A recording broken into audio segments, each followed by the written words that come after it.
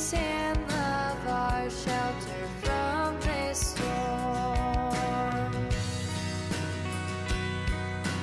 I can see you on my darkest night, with hands held over me when I can't fight.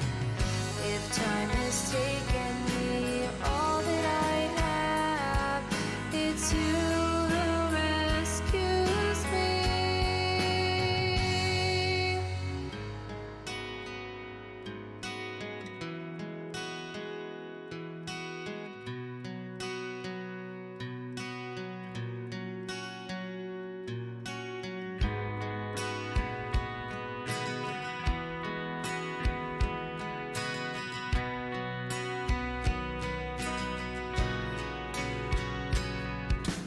Give me shelter, Lord, from the storm.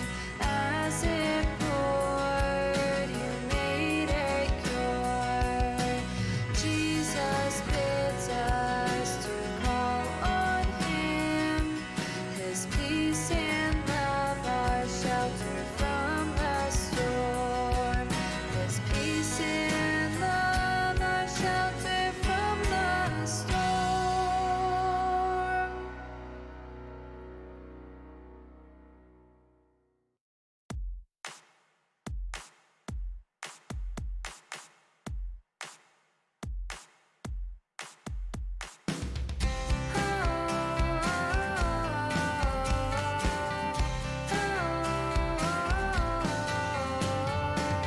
Lord, we praise you with the days we have, whether they turn out to be good or bad.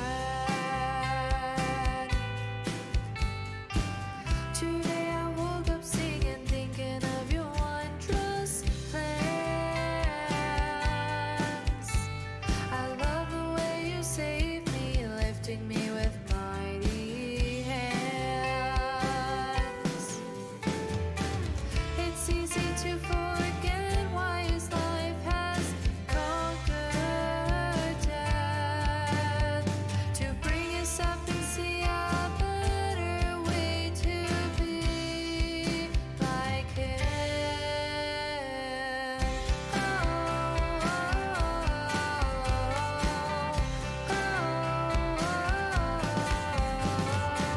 The sky's so bright, it's blinding my eyes. Love is going to show.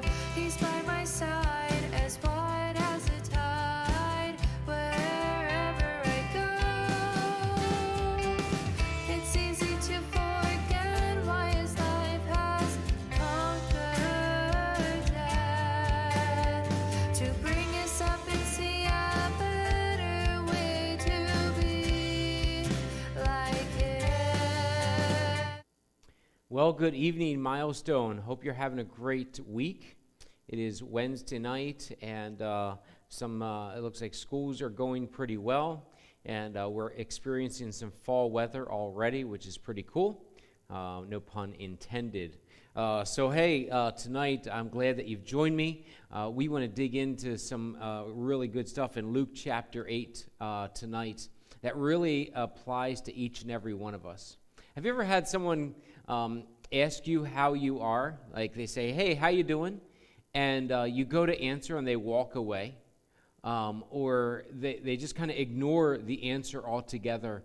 I was listening to a podcast, and one of the guys on the podcast, Gordon McDonald, who's a pastor for many years and wrote a bunch of books, and he's 80 years old now, and he was talking about that and said he was in his church, and one of the ladies said across the room, "Hey, pastor," and said, "How are you?" And that was the end of the conversation. He said, "Hey," and that was it. And she came up to him and said, "Hey, do you not have enough time for me to even talk about how I'm doing and find out how you're doing?" And he felt really pierced to the heart, because he realized that he was just going about business and getting things done. And I think we've all been guilty of that, haven't we? I know for me, I've been guilty of that, and I have to keep watching and managing myself and make sure I'm not too busy. And I just stop and pause and say, hey, how are you really doing? Or if someone asks me, hey, how are you? And there's the exchange that's the hi, and then there's the exchange that's how are you, which is for real, how are you? And just to stop and pause. We struggle with that, don't we? Well, in Luke chapter 8, it's a tremendous text, and Jesus really, as he's walking through this area, he's having some conversations and things. And let me just walk through this text quickly. It's verse 40 through verse 48. Luke chapter 8, if you want to follow along there with me, verse 40. It says, "So it was when Jesus returned that the multitude welcomed him, for they were all waiting for him. And behold, there came a man named Jairus. He was a ruler of the synagogue, and he fell down at Jesus' feet and begged him to come to his house, for he had an only daughter, about 12 years of age, and she was dying." If you're in Jesus' shoes, would you sense the pressure to get moving? I think all of us would. If you had the ability to change this man's future and his daughter's future by healing her, you would think that all of a sudden the entire crowd and multitude would just get up and start running toward this man's house and say, we've got it, we're on our way. And here's how things went along. It says, but as he went, the multitudes thronged him.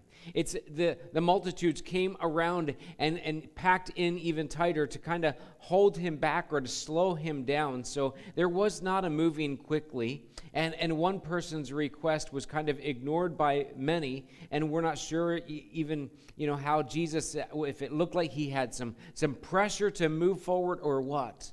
But in that moment, you could feel the pressure. If you're Jesus, you would feel the pressure. And here's what happens. Verse 43. Now a woman having a flow of blood for 12 years, so she had some sort of a blood issue, who had spent all of her livelihood on physicians and could not be healed by any. So she's been to the doctors and to the physicians and the specialists. She's been everywhere to get healing for this sickness that she has found no healing. So she's amongst the crowd there.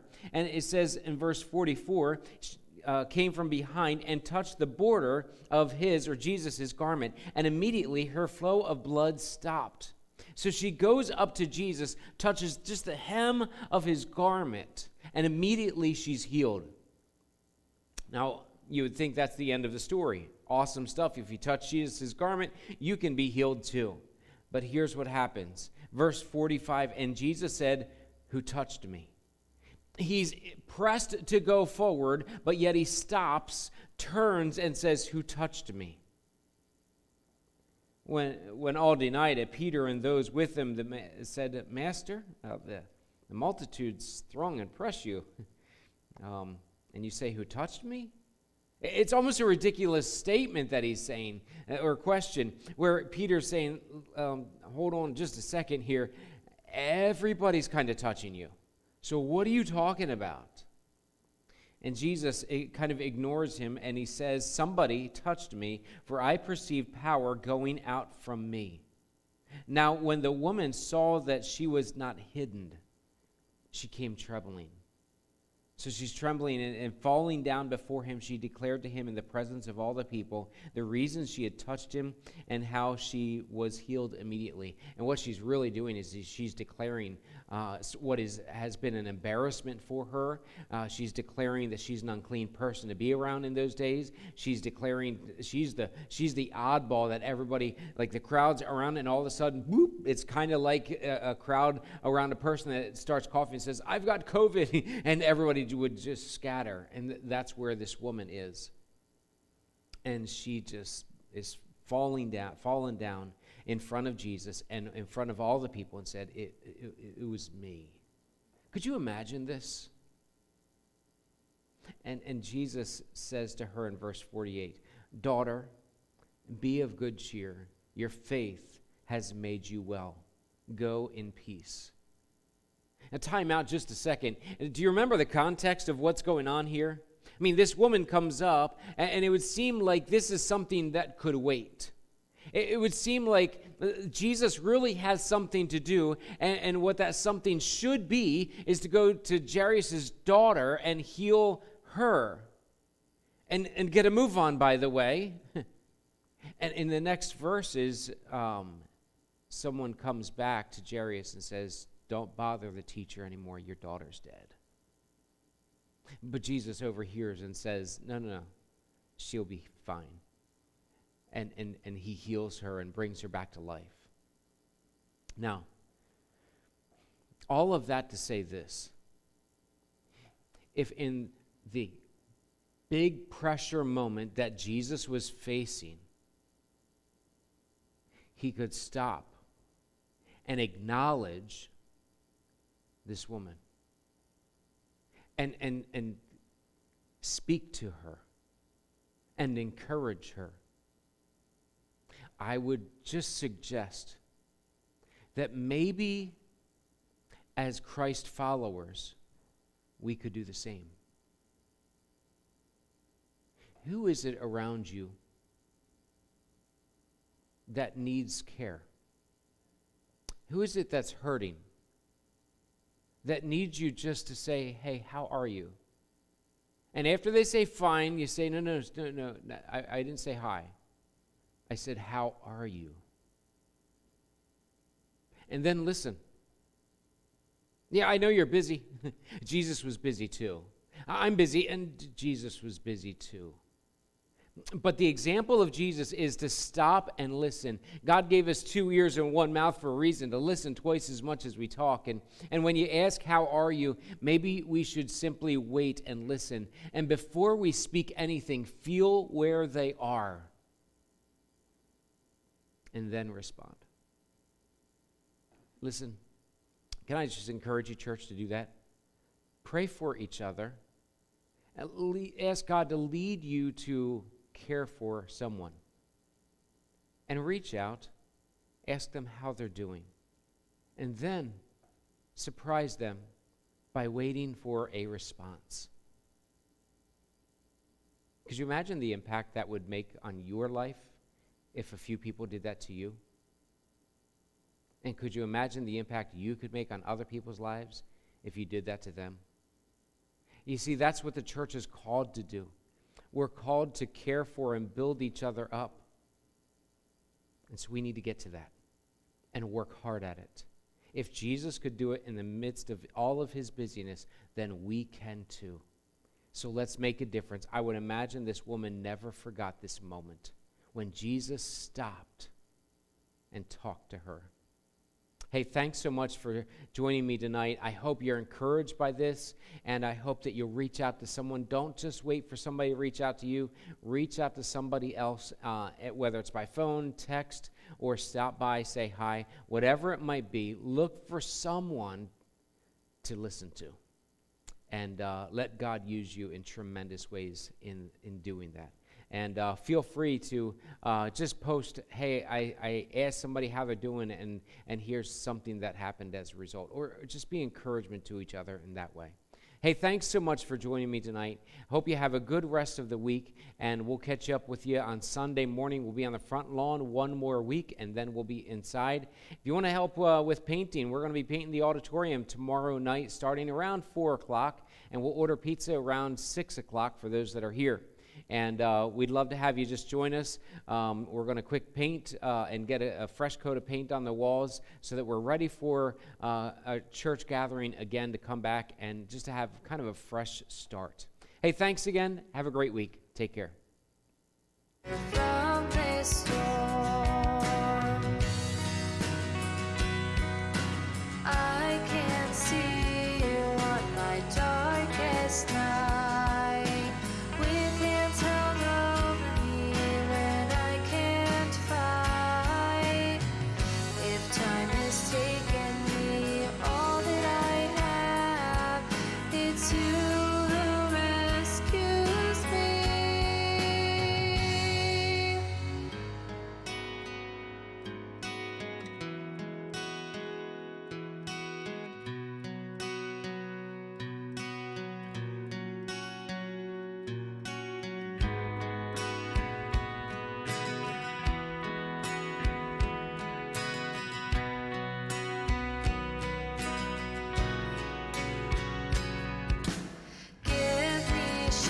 future.